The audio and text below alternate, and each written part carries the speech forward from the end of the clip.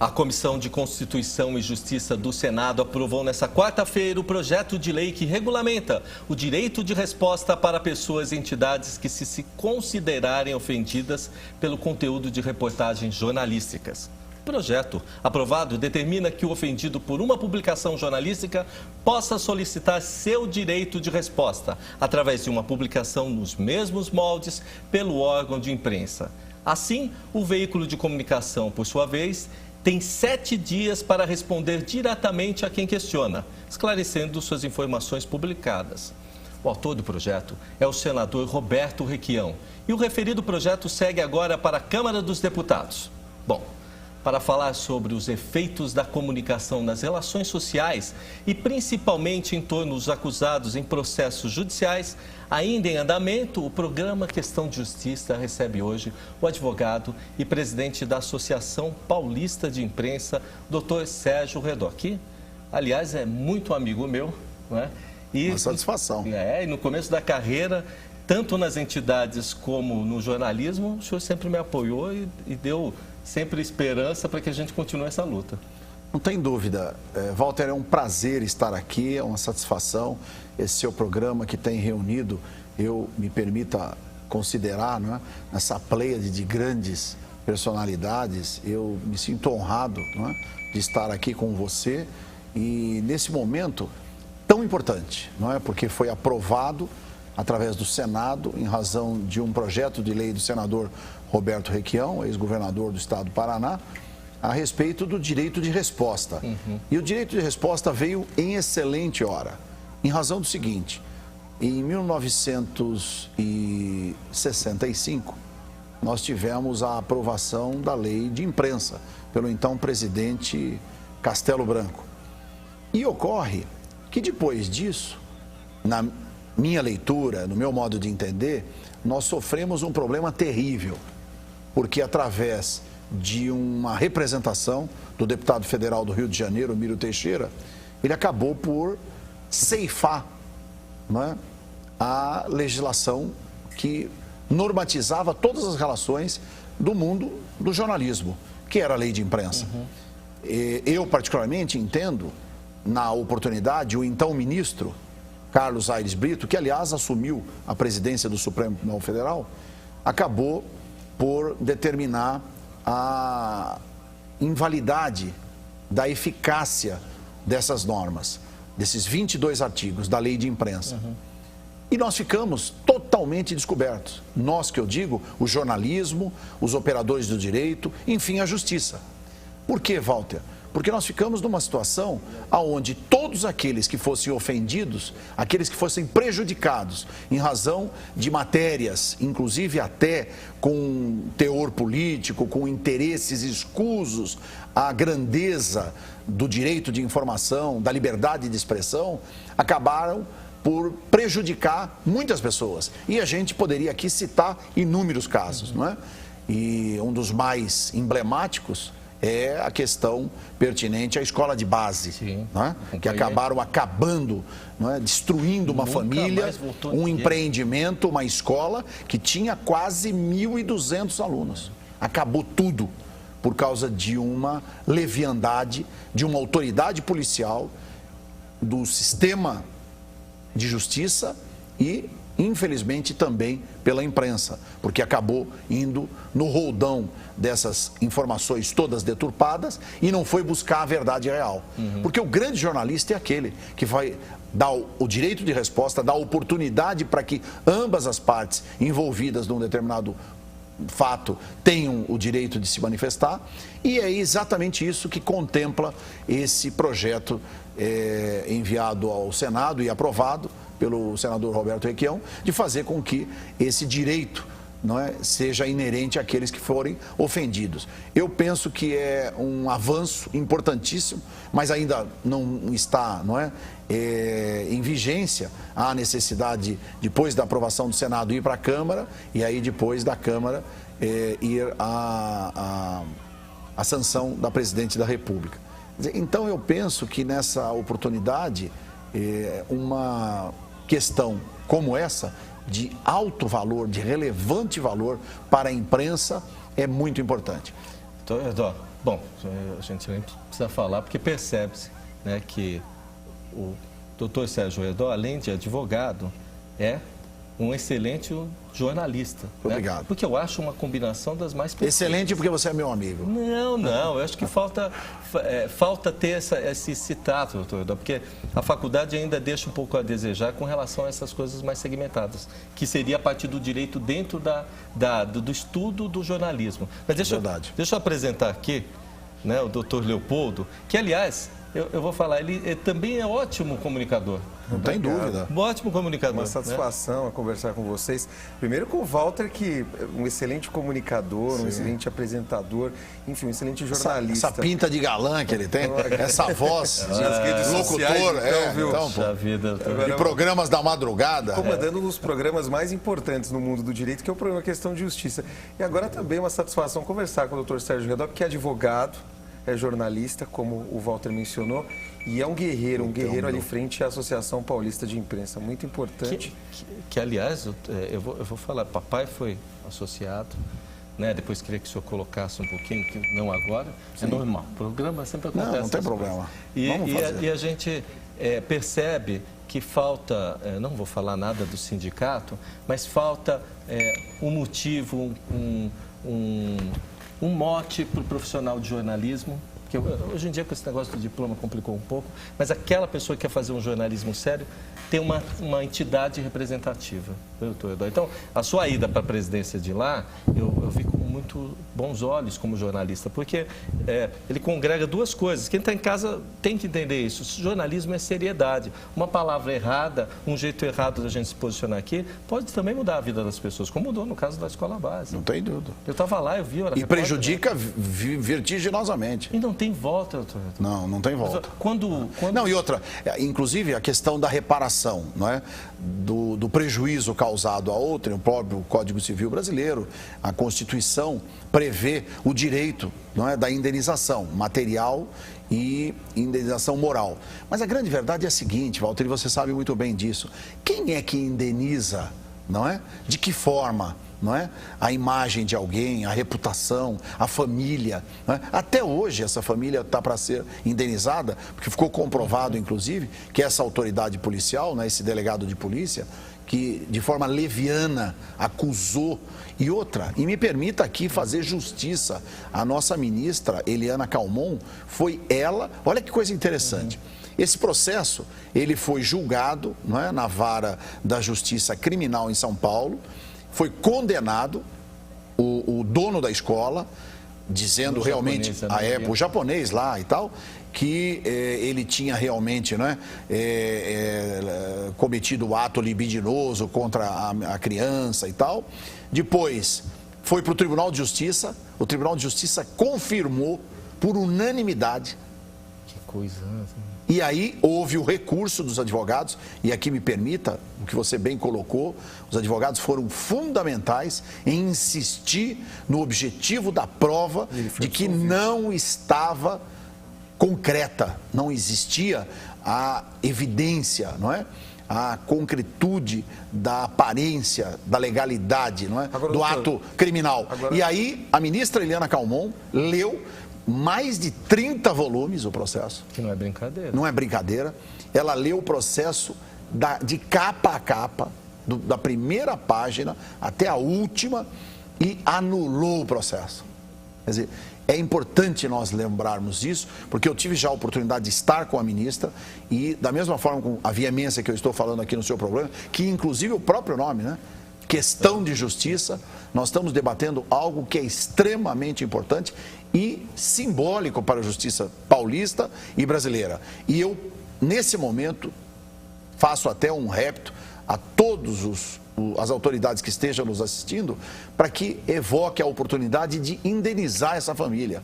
É fundamental que seja este homem que foi condenado, destruído, porque hoje ele se separou da mulher. separou Claro, dos filhos. a vida acaba. Porque, veja, houve... Fica a fumaça, né? A fumaça Houve, na verdade, uma... negativo. Exatamente, houve... Não, e outra, eu tive chance de conversar com ele lá na OAB. Inclusive, a OAB teve um trabalho fundamental em ampará-lo, em fazer com que ele tivesse a oportunidade de entender, não é? Porque ele precisava, não é? de um apoio.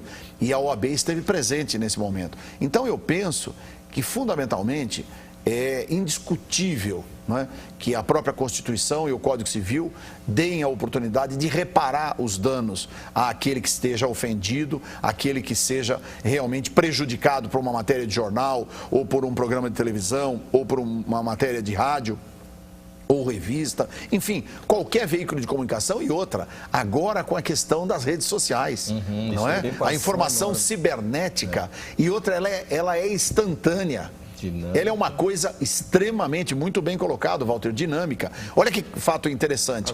Agora, doutor, me faz lembrar, se me permite, Walter. Claro. Eu fiquei pensando nesses crimes bárbaros que ocorrem, essas questões envolvendo o júri.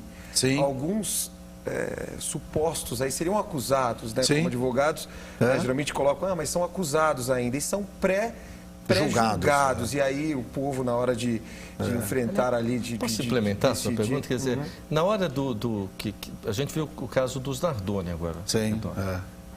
Deixa eu ter essa intimidade. Lógico, me permita. Eu queria até deixar claro, além do Walter Silioni também ser um grande jornalista, filho, não é, de um saudoso homem de imprensa que teve todos os atributos, não é, de criar, não é, praticamente o rádio no Brasil. Obrigado, não é? E fez com que todos nós, não é, tivéssemos esse sentido de retidão, de ética, de trabalho profissional. Eu, Valtinho, tenho a honra de ter você como diretor da Associação Paulista de Imprensa, que à época, quando lhe convidei, você veio conosco, acreditou no projeto, e a gente tem que fazer com que a Associação Paulista de Imprensa cada vez seja mais forte, cada vez seja mais atuante. Mas, voltando à pergunta do Dr. Leopoldo, que me permita também, eu não tive a oportunidade de fazer uma referência especial a ele, quer dizer, além de ser um jovem bravo, não é? Guerreiro, lutador, é um grande atuante também na Ordem dos Advogados do Brasil, na nossa subseção do Tatuapé, e sem sombra de dúvida eu acho que nessas eleições desse ano vai ser o nosso candidato a presidente da sucessão. Do presidente Mas Hudson. vai ser um diferencial, né? Vai ser um diferencial. Nós temos o presidente Hudson. Ótimo. Não, o Hudson também é um grande presidente. Mas o Hudson, o próprio Durso, disse que vai querê-lo como conselheiro da seção de São Paulo, pô. Então, nós temos Vamos tocar esse homem. Nós já estamos fazendo aqui a campanha. O Hudson vai de novo agora. O doutor Hudson tenha essa oportunidade. Até a prerrogativa de candidato ele tem. Não, veja bem, vamos lá. Vai analisar vai de novo. e tal. Deixa eu falar uma coisa. Fale. Mamãe, eu vou colocar assim, porque eu tenho a honra também de ter a minha mãe que trabalhou muito num grupo pesado na época, Sim. que era a Rádio Marconi. Sim, né? a Marconi. Bom, pois é. Naquela época... Que câmera que eu estou aqui? Aqui. Naquela época, que quase ninguém lembra, devia estar na faculdade, a gente teve o ato institucional número 5. Sim. O AI-5. Sim. Que depois, agora, há pouco tempo, teve alguma coisa ligada até ao sequestro ligado errado, a questão do sequestro do Abílio Diniz? Né? Do Abílio Diniz, Isso. também teve do cônsul americano, enfim. Sim, na época. Na época.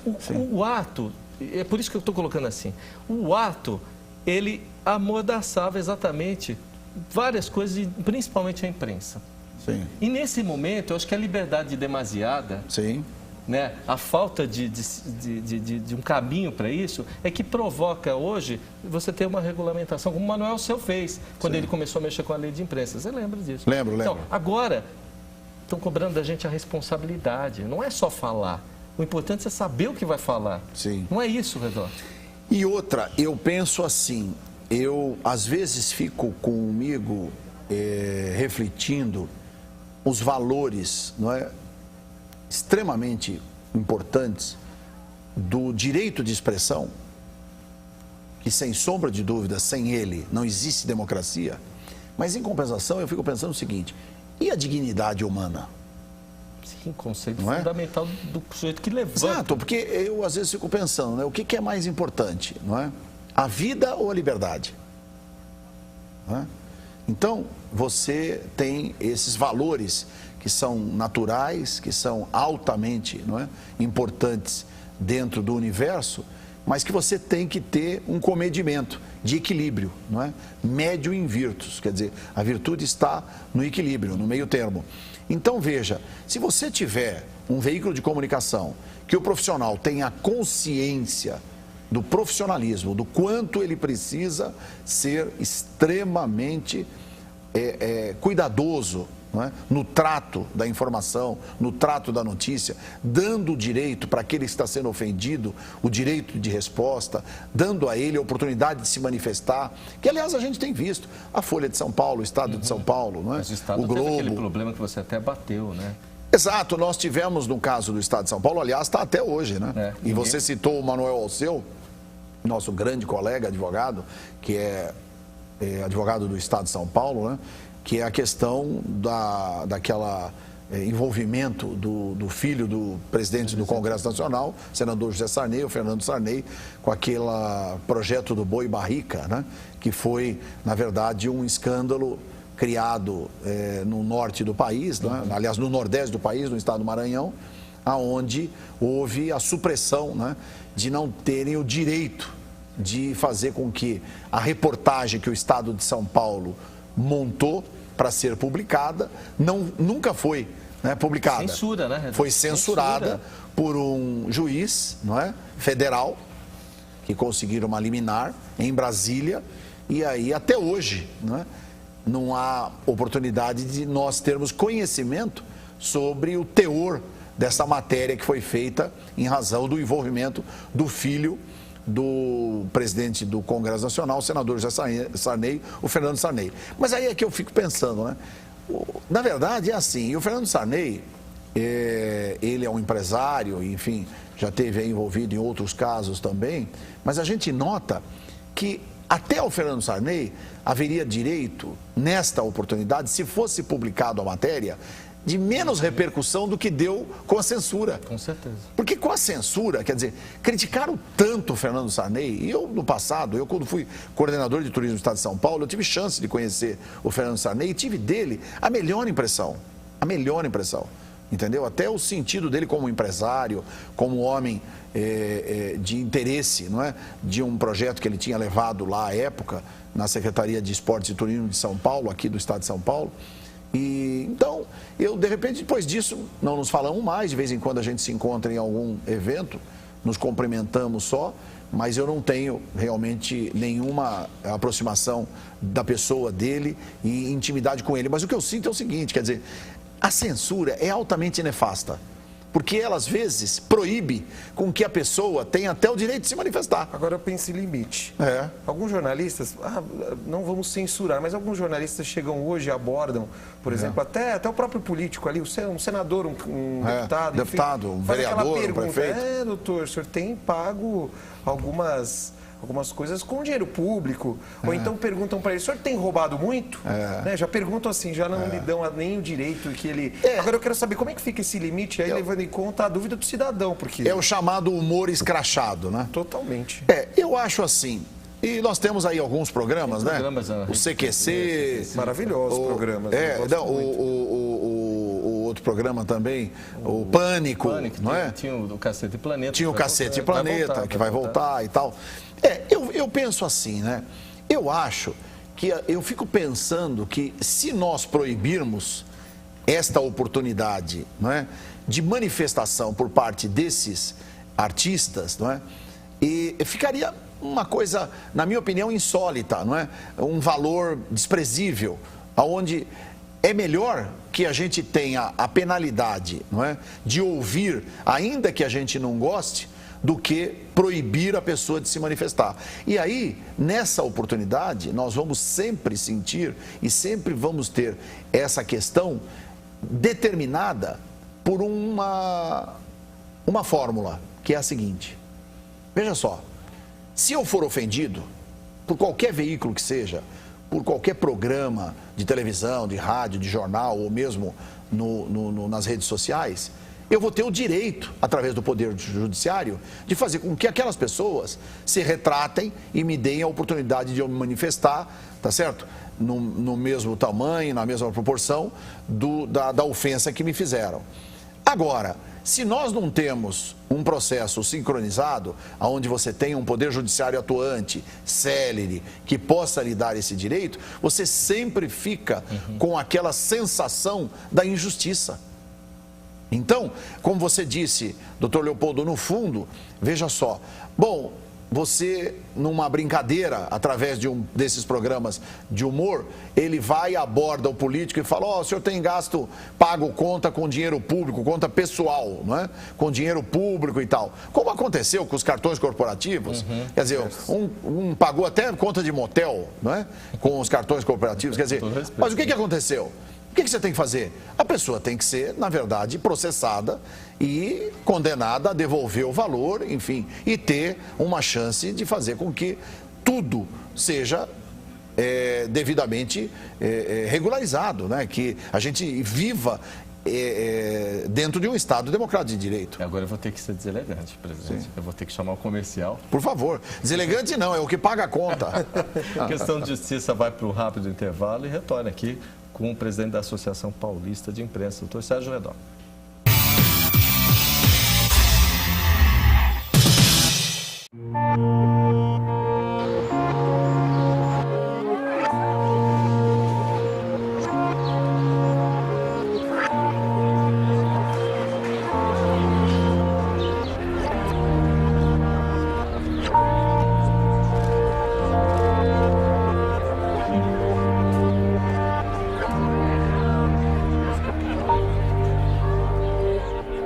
Se você quiser se informar, se você quiser estar antenado, participando dos grandes debates que dizem respeito a você, a sociedade, a cidadania, não perca o programa Questão de Justiça. Este é um palco de debates que merece ser assistido por você. Esperamos você. O Cilione comanda o programa de forma competente, trazendo o que você espera para conhecer melhor e poder decidir o seu futuro e o futuro do Brasil. Questão de Justiça. Até lá. Todo mundo já convidou alguém para alguma coisa. Pode ser uma coisa simples, do tipo... Vamos no banheiro comigo? Ou um convite para a vida toda. Quer casar comigo? Tem convite cara de pau. E aí, quer entrar? Tem convite tímido. Quer sair? Tem convite emocionante. Quer ser madrinha? Agora queremos convidar você a entrar para a corrente sanguínea. É assim, você doa sangue e convida mais alguém a fazer o mesmo. Salve vidas. Ajudar tá no sangue.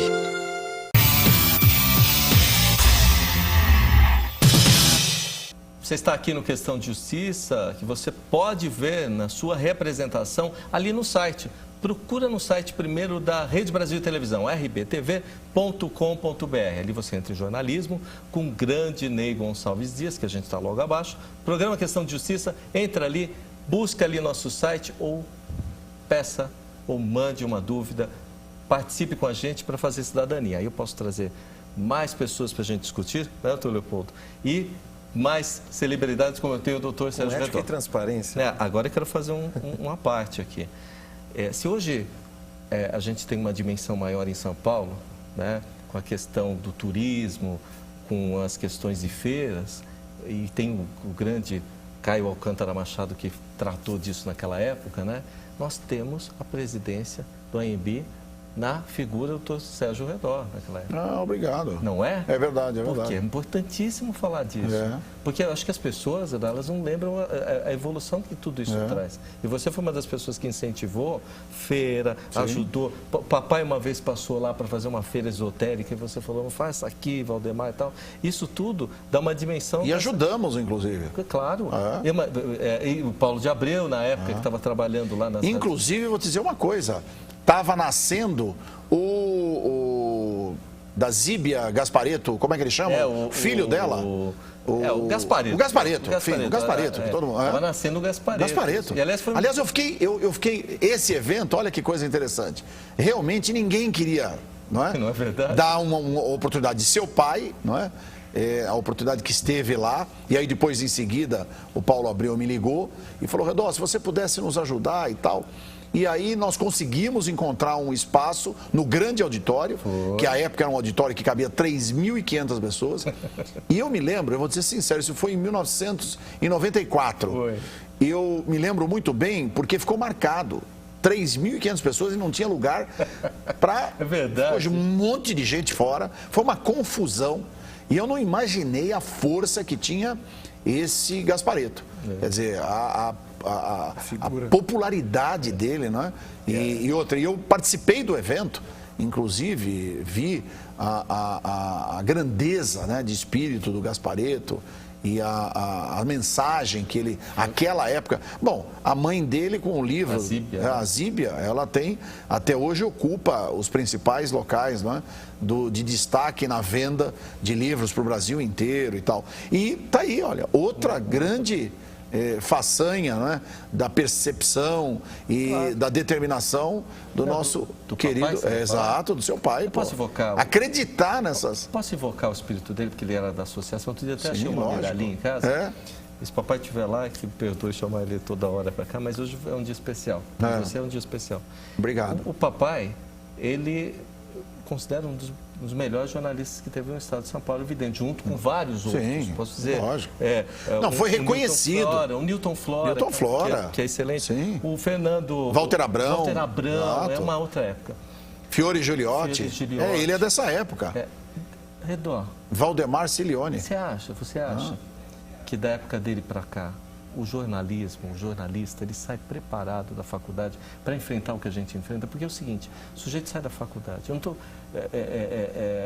sai da faculdade e pega o mercado. Só que ele já pega o mercado e ele é advogado, ao mesmo tempo que ele fala sobre assuntos jurídicos, ele fala sobre assuntos médicos, fala sobre política. Olha a responsabilidade que tem isso. Por favor. No sentido, é claro, ele vai enfrentar o mercado de trabalho. Eu queria saber até com condições, porque hoje ele enfrenta ali, por exemplo, nós tivemos aí os morros da Rocinha, uma verdadeira praça de guerra. E como é que fica a situação desse jornalista, desse profissional, né? Posso complementar o resto? Pelo seguinte, tem essa situação do amparo profissional, eu acho que tem isso.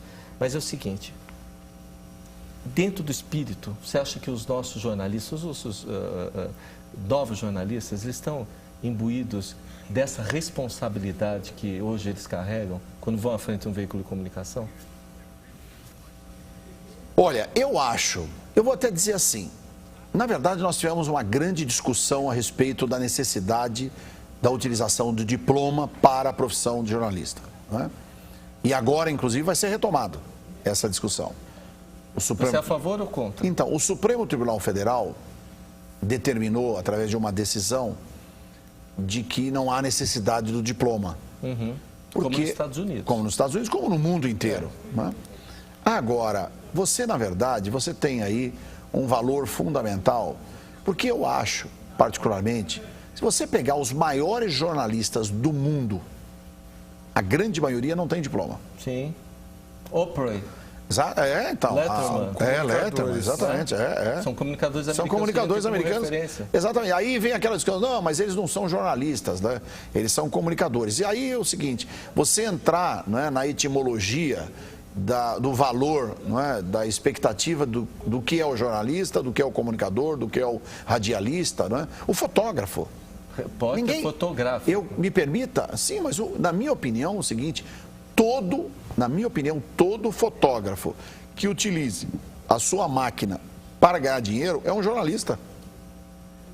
Extremo. É um jornalista. Lá na associação, Roberto. Jornalista, porque se você partir da premissa de que uma imagem vale mais do que 1 milhão de palavras, se você partir da premissa de que a lente, que agora está me focando, ela leva a minha imagem, transporta a minha imagem para milhões, né, de locais, de residência, de estabelecimento, de indústria, de empresas. Leva uma mensagem de qualquer forma.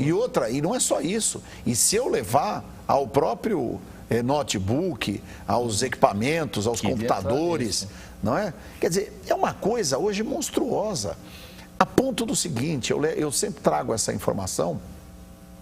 Hoje, as redes sociais são tão fortes, que recentemente, e aqui eu posso até usar, o Banco Itaú fez aquele comercial com aquele garotinho dando risada, que é uma coisa fantástica. Fantástico. Garotinho não, um bebê. Rasgue o que é importante. Isso, rasgue o que é importante. Aí ele começa a rasgar. Vocês sabem por que aquilo aconteceu? Um pai americano, ele foi apresentar a oportunidade de um novo emprego. E aí ele chegando lá, ele teve a informação de que ele não preenchia os requisitos para ser o novo profissional daquela empresa. Imagine, o cara desempregado, com problemas terríveis dentro de casa, porque o desemprego acarreta tudo isso, além de te dar um sentimento de valor, de sub-humano, não é? Porque se tem uma coisa que a pessoa não tem, ela perde a dignidade, é quando ela não tem trabalho. Ela perde a dignidade, ela começa a perder os valores naturais da vida, ela começa a perder a autoestima e assim vai indo. Então esse rapaz, pai de família, ele na verdade teve uma situação interessantíssima. Ele perdeu a oportunidade desse grande emprego, que seria a solução para a vida dele. Aí sabe o que ele fez? Ele pegou a proposta e o currículo dele, chegou em casa e começou a picar na frente do filho. E o garoto começou a sorrir. Só que o que ele fez? Gravou, filmou. E este filme, e colocou no Facebook.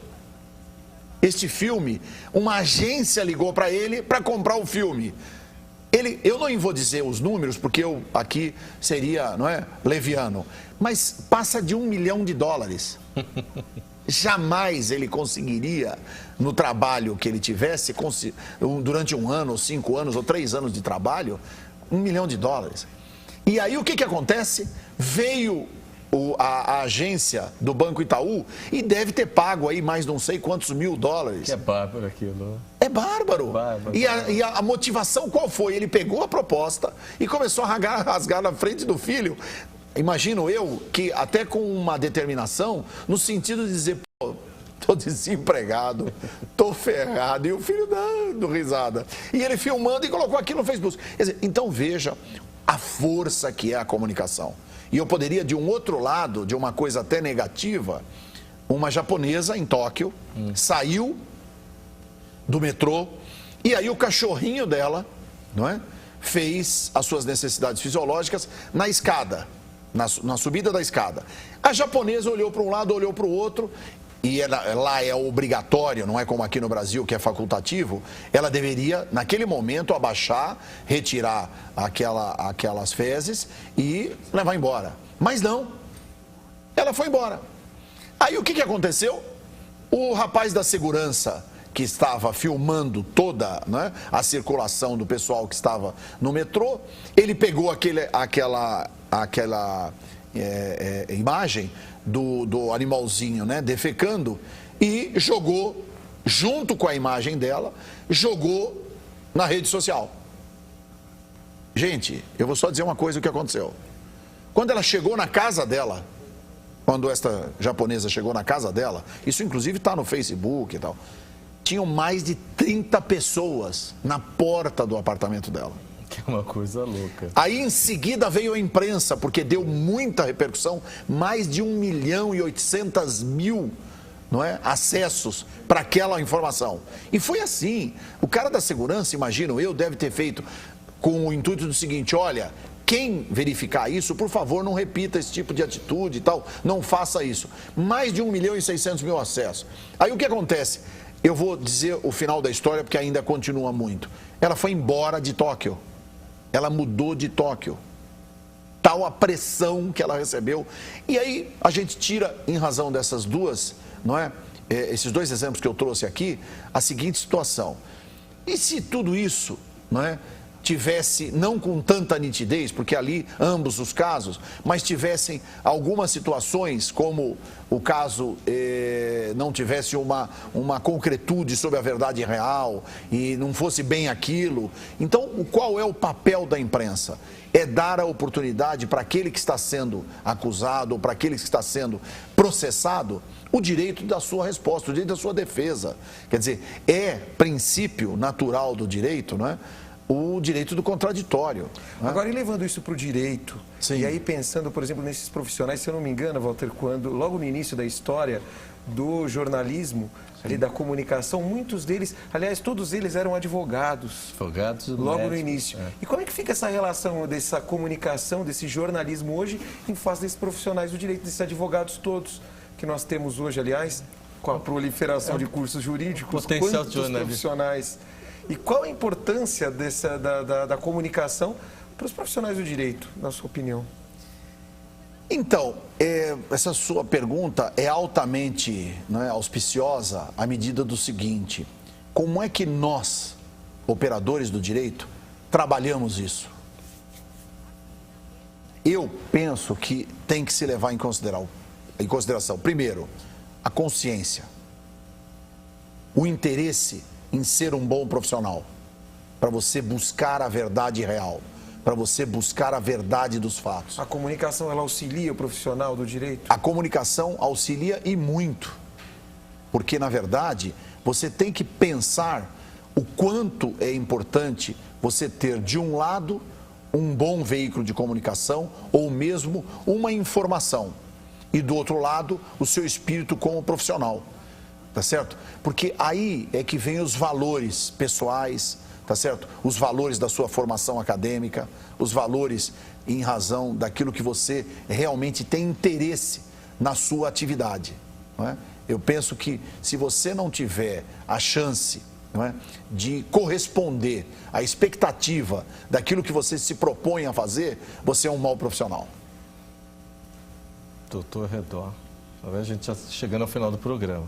Eu ainda queria falar sobre a importância dessa questão da mídia. Tem que voltar, Mas agora eu vou também falar alguma coisa que talvez quem está assistindo a gente vai saber, porque eu lhe fiz um convite de participar como comentarista aqui. Com o maior prazer. E vou renovar, já falei com o Celso Russomano, já falei com o Tolentino. Nosso querido amigo e candidato a prefeito por São Paulo. Voto nele. Estamos com ele, lógico. Ele e na Nani Venâncio também. Você falou para mim, fiquei sabendo que a Nani vai ser candidata a vereadora, né? Eu já também vou abrir. Aliás, nós precisamos, Pré-candidata São Paulo precisa realmente, não é, de candidatas mulheres, porque nós temos muito pouca representação. E agora, no último dia 8 de março, né, o Dia Internacional da Mulher, ficou provado isso, né? São muito poucas parlamentares, são muito poucas deputadas federais, senadoras, não é?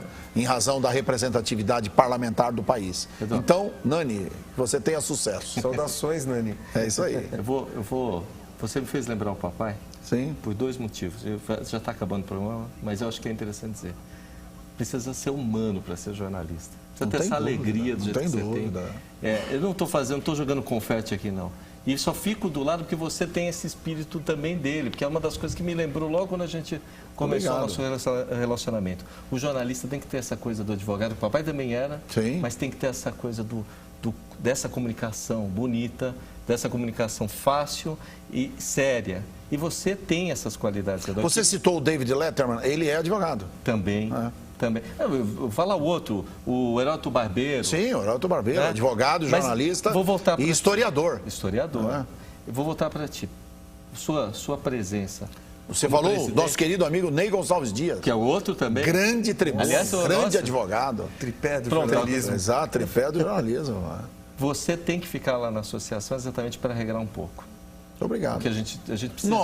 eu acho que a gente precisa ter essa... Mas essa consciência que você falou da questão das redes sociais, quem está nos vendo, é muito importante você ter um pouco de consciência. Exato. Com que você possa... Quanto você pode prejudicar a vida dos outros sem saber. Ou ajudar. Ajudar também. Mas quer que eu te diga, quando você ajuda, ninguém fica sabendo, porque é um papel intrínseco da sociedade, né? Agora, quando você prejudica, e aí você não sabe o que você está causando de negativo naquela pessoa, naquele ser humano, não é? E isso é muito prejudicial.